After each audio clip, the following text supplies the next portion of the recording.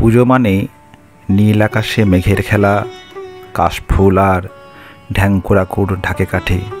পুজো মানেই হেথা নয় অন্য কোথাও, দু একদিন চলো সঙ্গী সাথী জুটে। এবার তথা 2025-এর পুজো ভ্রমণে আমাদের গন্তব্য অরুণাচল। আমাদের যাত্রা শুরু 27শে সেপ্টেম্বর 2025।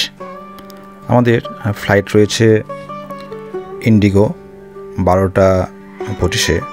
সেই উদ্দেশ্যে আমরা ঠিক সময়ে প্রায় 2 ঘন্টা আগে পৌঁছে গেছি নেতাজি সুভাষচন্দ্র আন্তর্জাতিক বিমানবন্দরে।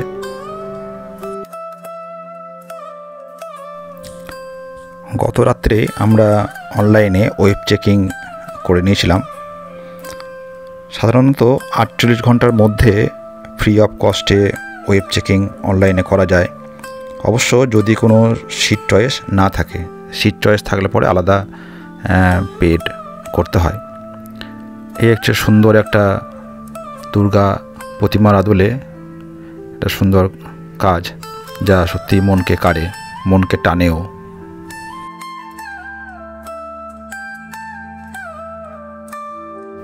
এইসব ট্রলি দেখলে যদি মনটা কেমন হয়ে যায়। আমাদের যাবতীয় মালপত্র এইসব ট্রলি করেই বিভিন্ন জায়গায় আমরা নিয়ে যাই। আমাদের বিকিডি স্যার চলে এসছেন, ইংলিশের স্বনামধন্য শিক্ষক। তার ব্যাগপত্র এই স্ক্যানারে চেক হচ্ছে। আমাদেরটা আমরা আগেই করে নিয়েছিলাম।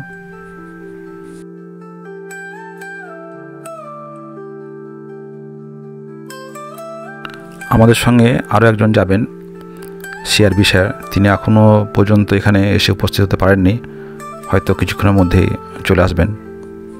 তার অপেক্ষায় আমরা রয়েছি।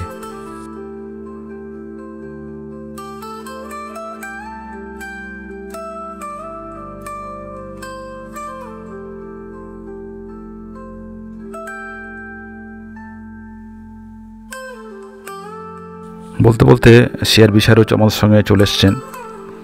তার ব্যাগপত্র স্ক্যান করা হয়েছে। এই হচ্ছে আমাদের মোট লাগেজ। এখানে পার হেড 15 কিলো করে নিয়ে যাওয়া যায়। সেই ব্যাগও আমাদের জমা দেওয়া হয়ে গেছে।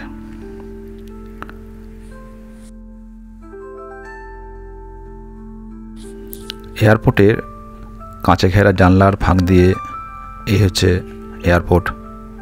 এই সমস্ত নীল রঙের বাসে করে আমাদের এয়ারপোর্টের দরজা থেকে বিমানের দরজা অবধি নিয়ে যাওয়া হয়। আর এই যে সারি দেওয়া সাদা সাদা গাড়ি, এই গাড়ির মধ্যে থাকে আমাদের সেই সমস্ত লাগেজ, যে লাগেজগুলো বিমানে করে আমাদের গন্তব্যস্থলে পৌঁছে দেওয়া হয়।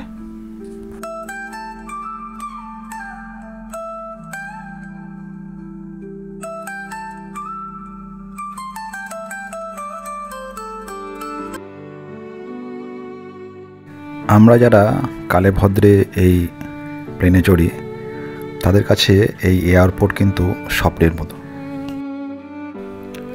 সাধারণত পাখির আকাশে ওঠা দেখি আমরা আকাশে চড়ার স্বপ্ন দেখি, আর সেই স্বপ্ন যখন বাস্তব হয় তখন সেই বাস্তবকেও স্বপ্ন বলে মনে হয়।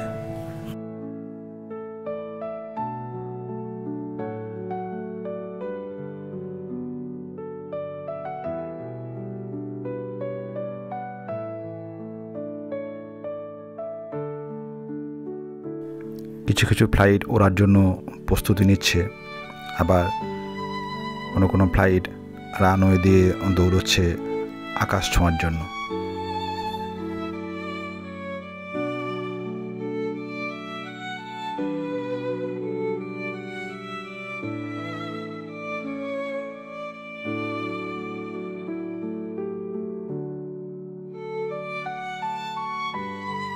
আমরা আমাদের যে নির্দিষ্ট ফ্লাইট সেখানে উঠে গেছি।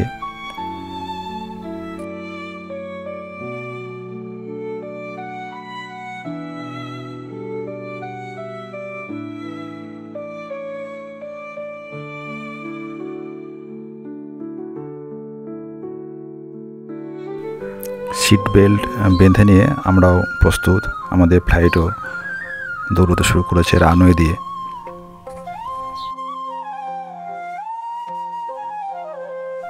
আমরা যাব ইটানগরের হলঙ্গি এয়ারপোর্ট। কলকাতা থেকে ইটানগরের এই হলঙ্গি পৌঁছাতে সময় লাগে 1 ঘন্টা 15 মিনিটের মতো।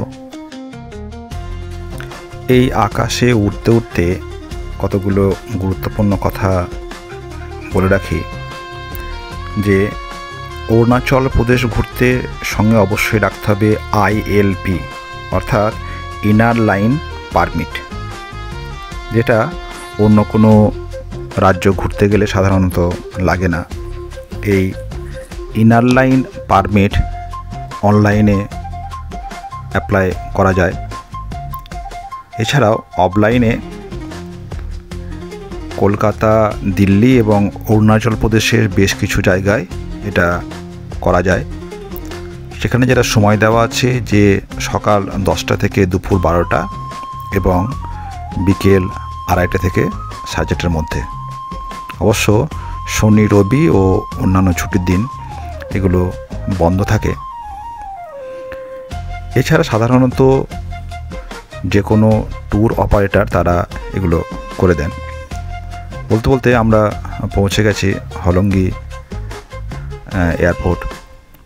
এটা কলকাতা অপেক্ষা অবশ্যই বেশ ছোট্ট।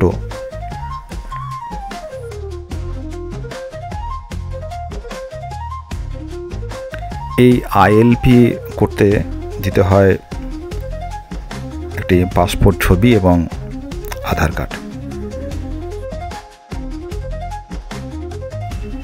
এখানকার বিভিন্ন হোটেলেও ILP দেখতে যায়, তখন এই মোবাইলে দেওয়া সফট কপি দেখালেও কিন্তু হয়।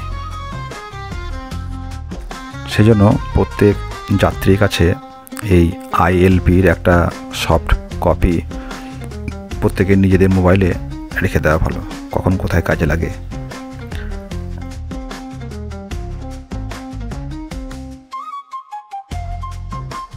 আমরা ইটানগর হলঙ্গি এয়ারপোর্টে এই হচ্ছে অ্যারাইভাল গেট, এর ভেতরে ঢুকলাম। আমাদের বেল 2তে আমাদের লাগেজপত্র আসবে, সেখানে আমরা দাঁড়িয়ে রইলাম তীর্থের কাকের মতো।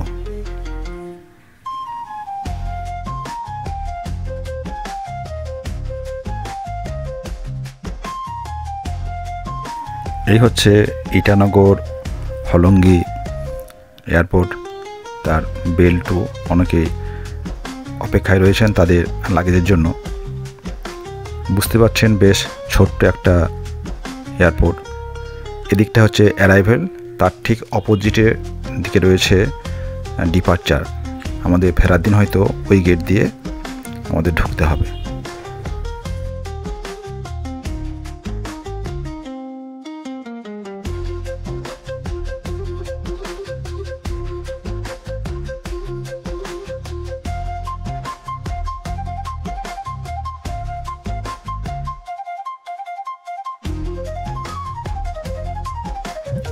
বেল্ট থেকে লাগেজ সংগ্রহ করে আমরা বেরিয়ে পড়লাম। আমাদের গাড়ি আগে থেকেই বুক করা ছিল।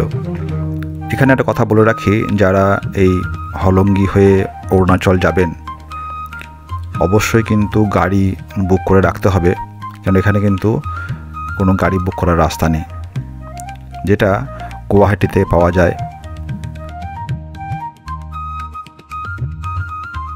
এই প্রসঙ্গে একটা কথা বলে রাখি যে হলঙ্গি থেকে অরুণাচলের ভালুকপং, যেখানে আমরা আজকে রাতে থাকবো, তার দূরত্ব 158 কিলোমিটার। সাধারণত সময় লাগে 3 ঘন্টার মতো। সেখানে গুয়াহাটি থেকে ভালুকপংয়ের দূরত্ব হচ্ছে 242 কিলোমিটার। বুঝতে পারছেন সময়টা কত বেশি লাগবে। সে কারণে অরুণাচল যাওয়ার জন্য এই ইটানগরের যে এয়ারপোর্ট হলঙ্গি, এটা কিন্তু অনেক সময় সাশ্রয়ী। যদিও আমরা যখন টিকিট কেটেছিলাম অনেকেই আমাদের হতাশ করেছিল যে ওখানে বিভিন্ন সমস্যা হতে পারে, যদিও সে সমস্যার সম্মুখীন আমাদের হতে হয়নি। প্রকৃতি পরিবেশ আমাদের সহায় ছিলেন। যদিও আমরা নামলাম অরুণাচলের রাজধানী ইটানগর তার হলঙ্গি এয়ারপোর্টে, কিন্তু আমাদের যে রাস্তা হাইওয়ে সেটা কিন্তু পুরোটাই আসামের উপর দিয়ে। আমরা আবার পৌঁছাবো ঠিক ভালুকপং তার কিছুটা আগে। সেই ভালুকপং থেকে শুরু হবে আমাদের অরুণাচল প্রদেশের রাস্তা।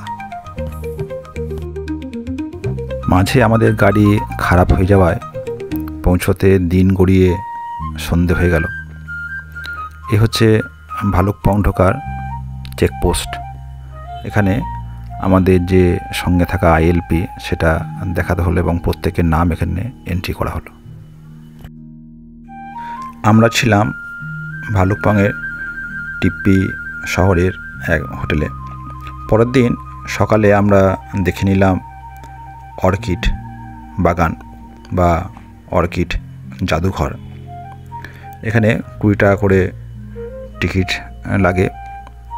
এখানে রয়েছে প্রায় 450 প্রজাতির বিভিন্ন ধরনের অর্কিড। এটা কামেং নদীর ধারে অবস্থিত।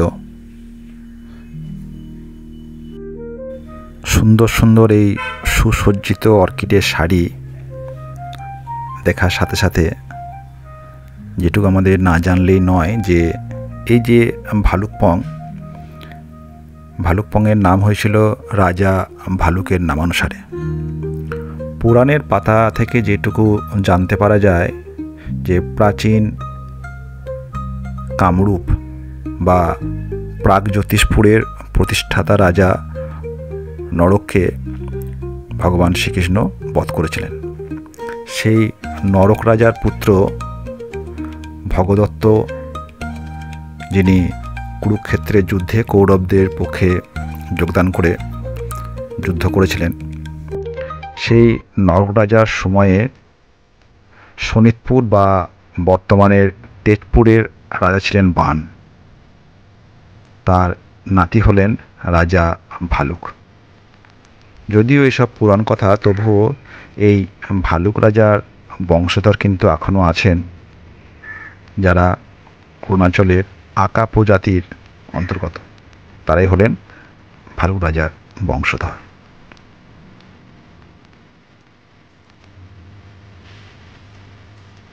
এই অর্কিডের বাগান থেকে সরু রাস্তা চলে গেছে কামেং নদীর ধারে। এই হচ্ছে সেই কামেং নদী। এই নদীকে আমরা অরুণাচলের বিভিন্ন জায়গায় আমরা দেখব, কিন্তু তার যে প্রবাহের ধারা, এটা কিন্তু সত্যি মনকে নাড়া দেয়।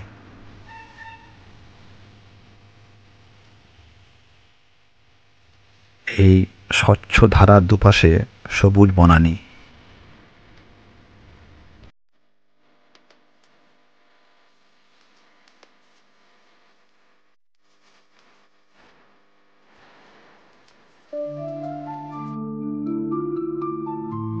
এই অর্কিড জাদুঘর বা অর্কিড মিউজিয়ামে রয়েছে বিভিন্ন দুর্লভ প্রজাতির অর্কিড। তার মধ্যে কিছু বিলুপ্তপ্রায় অর্কিডও রয়েছে। এই হচ্ছে বিশাল বাগান, জঙ্গল বললেও ভুল হবে না। যারা অর্কিড বা বিভিন্ন উদ্ভিদ নিয়ে গবেষণা করেন তাদের জন্য এই অর্কিড গার্ডেনটি স্বর্গরাজ্য। বিভিন্ন উদ্ভিদের সমারোহ এখানে রয়েছে।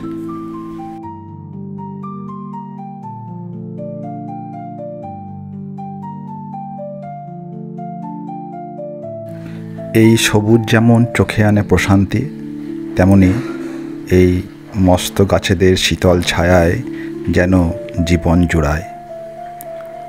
প্রচণ্ড রোদে প্রাণ ওষ্ঠাগত। পাহাড় হলে কী হবে, এখানে কিন্তু বেশ গরম।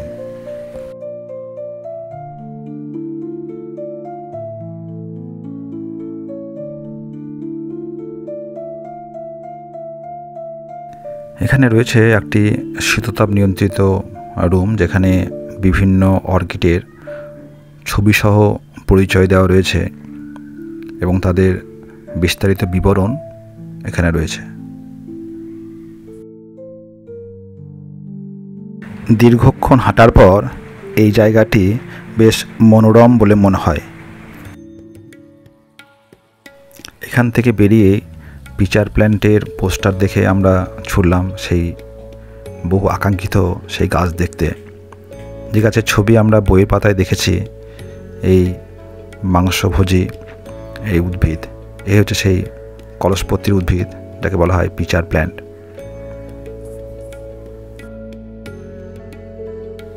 এই গ্যালারির মধ্যে যে সমস্ত ফুলগুলো রয়েছে তাদের রঙের বাহার এবং পাতার বাহার সত্যি মনকে টানে। এখান থেকে বেরিয়ে আমরা রওনা দেব দিরাংয়ের উদ্দেশ্যে। ভালুকপং থেকে দিরাং 130 কিলোমিটারের রাস্তা। সেই দিরাংয়েই আজকে আমাদের রাত্রিযাপন। অরুণাচল প্রদেশ ভ্রমণের দ্বিতীয় পর্ব আমাদের শুরু হবে দিরাং থেকে। সেজন্য আজকের মতো নমস্কার, সবাই ভালো থাকবেন। আমাদের আবার দেখা হবে দিরাংয়ের সবুজ পাহাড়ে, যেখানে সাদা সাদা তুলো মেঘ হাত ধরে নিয়ে যাবে অসীমের সীমানায়।